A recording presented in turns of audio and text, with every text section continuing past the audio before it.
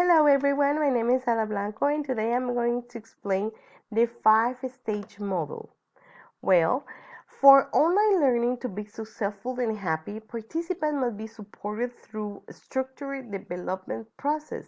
The 5-stage model provides a framework of a scaffold and a structured and peace program for e-activities. The 5-stage model offers essential support and development to participants at each stage as they build up expertise in learning online. The model will help students to increase their skills at working together. It also incorporates ways of building appropriate motivation at each step. Let's start with stage number 1. It's called Access and Motivation. At this stage, um, teachers must ensure participants have easy access to the platforms, process, or the system that they are going to use in, in the place. Motivate students to spend time and effort on their own learning. E-activities need to concentrate on providing explicit motivation and setting the pace and rhythm. The activities need to be designed carefully to enable the participants to find their way around the online learning platform. Teachers must include authentic tasks, and students must feel welcome and encouraged during this stage. Stage number 2.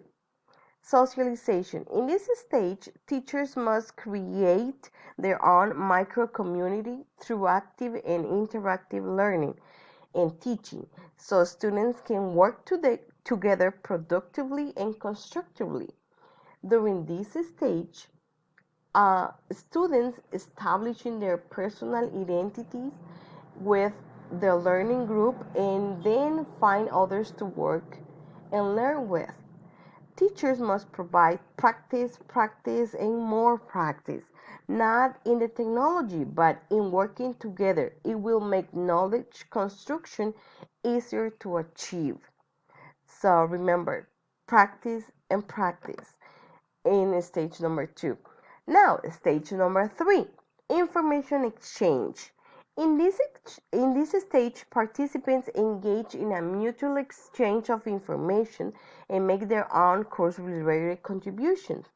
Teachers must plan their design focus on learning outcomes with pedagogical objectives as well as the interaction between the group. At stage number 3, e-activities may focus on exploring coordination and communication between the students so that each student will work towards to his or her own objectives. Students should be shown how to provide feedback to each other in the spirit of deepening understanding. Stage number 4, knowledge construction. Well, during this stage, it is possible to offer activities where group goals are there with more complex and multiple activities and contributions. Students must become contributors as well as consumers of knowledge. Not only consumers, not only contributors, both contributors as well as consumers of knowledge. At stage number 4, interaction becomes more collaborative. Teachers can ask students to provide their own goals and objectives and give directions on how to collaborate. Arrive at a stage, students should now be able to become adapted to working online, managing their own time, and working with each other. Finally, the final step is stage number 5, development. During this stage, students should be confident as online learning and a member of a group. They should be able to build on ideas acquired through the e-activities and apply and integrate them into his own context and workplace. Activities at this stage should include reflection, critical thinking, evaluation, and more. In this stage, teachers must promote metacognition because it is an important part of becoming independent learners. In fact, our students will look for more benefits from the system to help them to achieve their personal goals.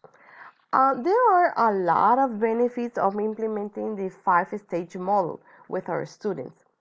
As teachers, we can incorporate it and help our students to build a strong foundation of knowledge through active participation. We are able to encourage and to motivate our students to learn. We can guide them toward skill development by using the five-stage model. So now it's up to you. Thank you very much for your attention. Have a great day. Bye.